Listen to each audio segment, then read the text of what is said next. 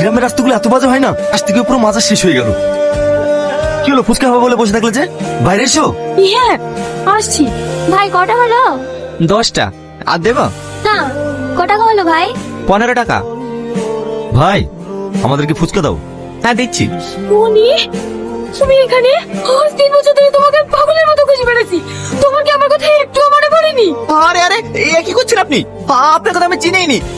ছাড়েন ছাড়েন বলছি, ছাড়েন। এসব তুমি কি বলছো? তুমি ওকে চিনতে পারছো না?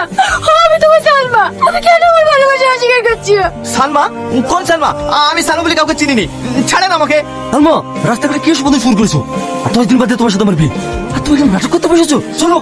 না, আমি যাবো না। আমি যাবো না। আমি ঠিক আছে, আমি ডানিকে পেয়েছি। আমাকে ছাড়ো। ডানি, তুমি একবার বলো আমাকে ভালোবাসো। আমি যাবো না।